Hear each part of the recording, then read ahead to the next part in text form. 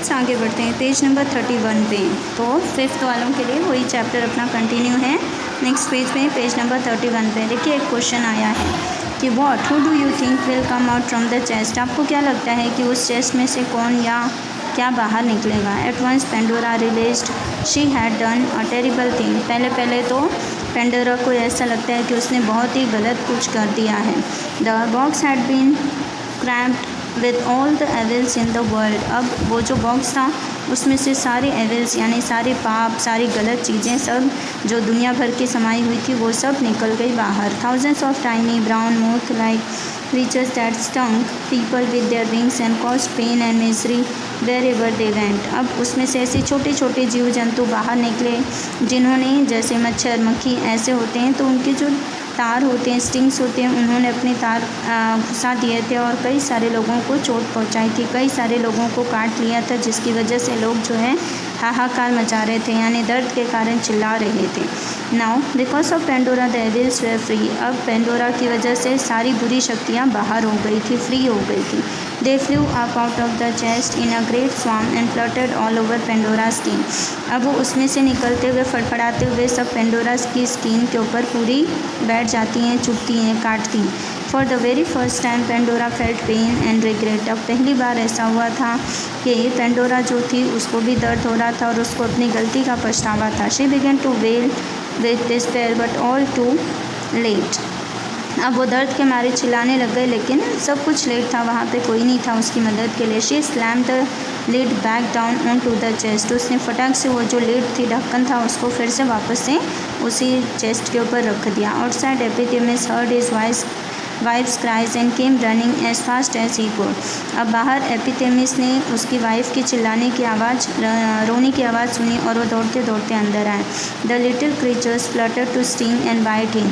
अभी जो छोटे छोटे जीव जंतु थे हवा में फैल गए थे, इन लोगों ने उसको स्टिंग यानी कि चुभा या काटने की कोशिश की। Before speeding off through the window into the world beyond. अब खिड़की से बाहर सब निकल जाते और दुनिया में घूमते। इससे पहले for the first time ever Epimetheus began to shout at his wife. और पहली बार ही ऐसा हुआ कि जब एपिथेमिस ने अपनी वाइफ पेंडोरा को खूब जोर से चिल्लाया।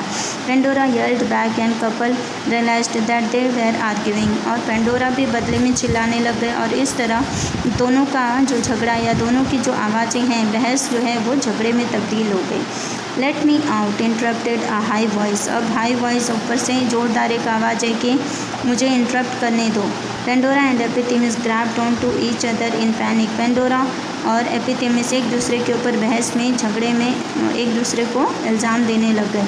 The voice was coming from the chest. Don't be afraid of me, let me out and I can help you.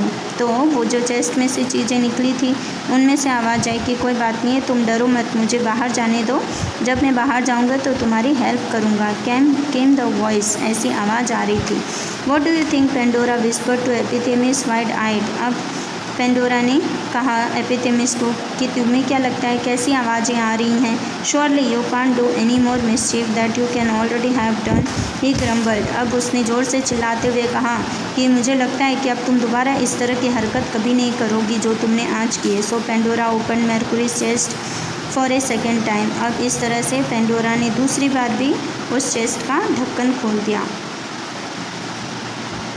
Out of the deep dark chest fluttered a single shining spirit like a butterfly. उसमें से एक ऐसी आत्मा बाहर निकलती है जो कि तितली के रूप में होती है। जैसे तितली अपनी पर पसारती है उसी तरह से वैसी एक आत्मा उसमें से बाहर निकालती है। It was hope. Pandora and Epimetheus soft with relief as she floated against their skin and soothed their stinging wounds.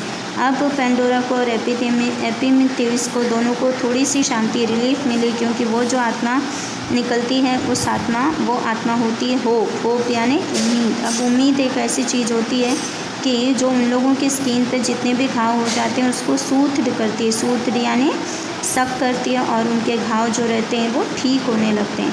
Then she was gone darting out of the window and into the world after the evils. अब इस तरह से खिड़की से वो भी बाहर निकल जाती है और इस तरह से होप जो है वो भी दुनिया में आ गई, यानी कि सारे बुरी कर्म या सारी बुरी आत्माओं के बाद में एक उम्मीद की किरण जो कि होप है वो भी बाहर आ जाती है। Luckily hope has stayed with us ever since. अब इस तरह से होप जो है वो इंसानों के साथ हमेशा हमेशा रहने लग गए। एवर सिंस यानी हमेशा वो इंसान के साथ ही रहती थी। तो इस तरह होप का निर्माण हुआ। होप यानी उम्मीद। अब मैसेज देखिए, hope for the best, hope makes this world a beautiful place to live in. मतलब होप फॉर द बेस्ट, हमेशा कल्पना करिए, उम्मीद करिए कि आपको कुछ अच्छा मिले। Hope makes this world a beautiful place to live in. अब उम्मीद करेंगे तब उम्मीद पे ही दुनिया कायम है। तो उसी तरह उम्मीद से ये पूरी दुनिया जो है वो आपको सुंदर ब्यूटीफुल लगेगी, और जब सुंदर लगेगी तो आप इसमें रहना और जीना पसंद करेंगे। तो इस तरह से chapter was very much interesting students. मुझे लगता है आप लोगों को चैप्टर पसंद आया होगा। अगर आप लोगों को चैप्टर पसंद आया तो आप लोग खुद ये रीड करेंगे एक बार ये चैप्टर को पूरा, तो आपको और अच्छे से सब समझ में आ जाएगा। Thank you students.